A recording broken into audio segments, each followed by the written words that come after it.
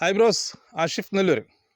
നാട്ടിലെ താരത്തെ തേടിയുള്ള യാത്രയിൽ ഇന്നത്തെ അതിഥിയായി നമ്മുടെ മുന്നിലെത്തിയിരിക്കുന്നത് നമ്മുടെ പാനൂരിൻ്റെ അറിയപ്പെട്ടിരുന്ന PR നായരുടെ മകനായ മനോജ് കുമാർ KSFE.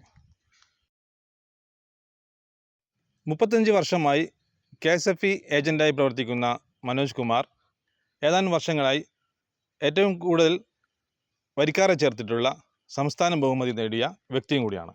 നമുക്ക് കൂടുതൽ വിശേഷങ്ങൾ മനോജ് കുമാറുമായിട്ട് സംസാരിക്കാം. മനോട്ടാ, ഗുഡ് മോർണിംഗ്. എന്തുണ്ട് വിശേഷം? എന്തുണ്ട്, സുഖം.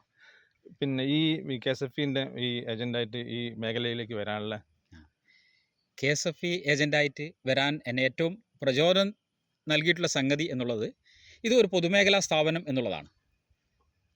പൊതുമേഖലാ സ്ഥാപനം എന്നുള്ള നിലയ്ക്ക് 1989 മുതൽ ഞാൻ ഈ KSFE രംഗത്ത് ഏജൻ്റായി പ്രവർത്തിച്ചു വരികയാണ്.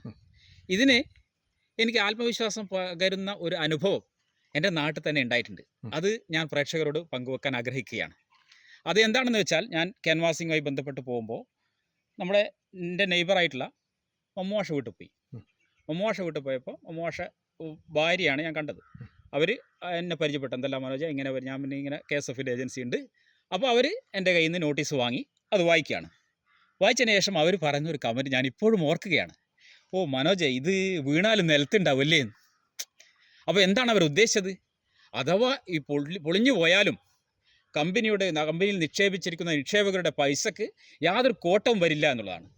അന്ന് കാലത്ത് ചിട്ടി പൊളിഞ്ഞു പോകുന്ന ചില സ്വകാര്യ ചിട്ടി കമ്പനികളുണ്ടായിരുന്നു. അതിൽ നിന്ന് വ്യത്യസ്തമായാണ് KSFE എന്നുള്ളതാണ് നമ്മുടെ ബഹുമാനപ്പെട്ട സൈനവ ടീച്ചർ എന്നോട് പറഞ്ഞു തന്നത്. ആ ഒരു പ്രസ്താവന എനിക്ക് ഒരുപാട് ആത്മവിശ്വാസം പകരുന്നതായിരുന്നു എന്നുള്ളതാണ് എനിക്ക് പ്രേക്ഷകരോട് പങ്കുവെക്കാനുള്ള ഒരു പ്രധാനപ്പെട്ട സംഗതി. ഈ ഒരു അവസരത്തിൽ ഞാൻ ഈ ചാനൽ എന്നെ സന്ദർശിക്കാനിടയായ സാഹചര്യമൊക്കെ ഇദ്ദേഹം വിശദീകരിച്ചിട്ടുണ്ട്. അത്തരത്തിൽ എനിക്ക് ഈ ഒരു സാഹചര്യം ലഭിക്കാൻ ആവശ്യമായ ഘടകങ്ങൾ പരിശോധിച്ച് നോക്കുമ്പോൾ ഒരുപാട് ഘടകങ്ങളുണ്ട്. അതിലേറ്റവും പ്രധാനപ്പെട്ടത് നമ്മുടെ KSFE മാനേജ്മെൻറ്റ് ദീർഘദർശിത്വമാണ്. അതേപോലെ തന്നെ നമ്മുടെ ജീവനക്കാരുടെ KSFE പാനൂർ ബ്രാഞ്ചിലെയും അതേപോലെ കണ്ണൂർ റീജിയണൽ ഓഫീസിലെയും ജീവനക്കാർ, ഇവരോടൊക്കെയുള്ള നന്ദി ഞാൻ ഈ അവസരത്തിൽ പ്രകടിപ്പിക്കുകയാണ്.